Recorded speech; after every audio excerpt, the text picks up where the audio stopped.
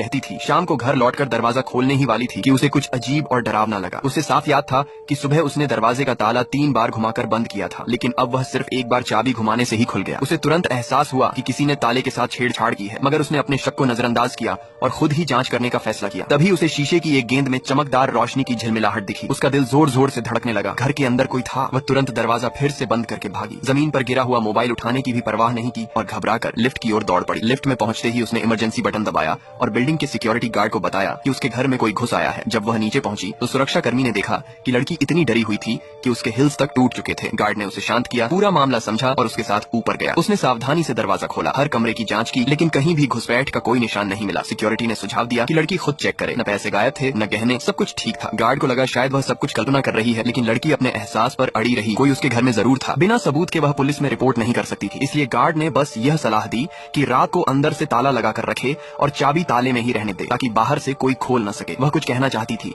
पर उसे महसूस हुआ कि गार्ड ज्यादा उलझना नहीं चाहता। गार्ड के जाने के बाद उसने अंदर से दरवाजा बंद किया, लेकिन बेचैनी बनी रही। वह बार बार बाहर झांक कर देखने लगी कि कहीं कोई आसपास तो नहीं। अगली सुबह लड़की अपने दोस्त जैक को लेकर सिक्योरिटी रूम पहुंची और पिछली रात की सीसीटीवी फुटेज देखने की मांग की। उसका डर सही साबित हुआ। जैसे ही वह मदद के लिए नीचे आई थी, एक रहस्यमय शख्स छतरी पकड़े दूसरी लिफ्ट से बेसमेंट की ओर भाग गया था। वीडियो में सिर्फ उस आदमी के लेदर के जूते दिख रहे थे, बाकी कुछ नहीं। स्पष्ट था वह घुसपैठियां पहले से पूरी तैयारी करके आया था। लड़की ने तुरंत पुलिस रिपोर्ट दर्ज करवाने की ठानी, मगर उसके दोस्त ने उसे रोका। कुछ भी चोरी नहीं हुआ, कोई सबूत नहीं है, उसने कहा। लड़की बेहद निराश हो गई, फिर भी उसका मन कह रहा था कि कुछ न कुछ गड़बड़ है। अगली रात उसने फिर अंदर से ताला लगाया। वह अपने कमरे में लौटने ही वाली थी कि उसकी रीढ़ में ठंडी सिहरन दौड़ गई। अचानक उसने देखा स्टडी रूम के पास कोई परछाई गुजरी। वह घबराकर वापस कमरे में भागी, दरवाजा बंद किया और तुरंत मोबाइल उठाकर दोस्त को फोन किया। कांपते हुए उसने कहा, मेरे घर पर कोई है। जैक ने पूछा, तुम अभी कहाँ हो? लड़की बोली, मैं कमरे में हूँ और वो परछाई स्टडी रूम में है। जैक ने सख्त लहजे में कहा, दरवाजे के बाहर मत जाना। लड़की ने घबराकर दराज से कैंची उठाई ताकि अगर जरूरत पड़े तो अपनी रक्षा कर सके। बाहर से आ रही हल्की आवाजें अब साफ सुनाई दे रही थी। वो चोर ताले को तोड़ने की कोशिश कर रहा था। जैक उसे शांत करने की कोशिश करता रहा, लेकिन उसकी जिज्ञासा उस पर हावी हो गई। धीरे धीरे उसने दरवाजा खोला और जैसे ही दरवाजा खुला, वह जो देखती है उसे देखकर उसकी आंखें फटी की फटी रह गईं।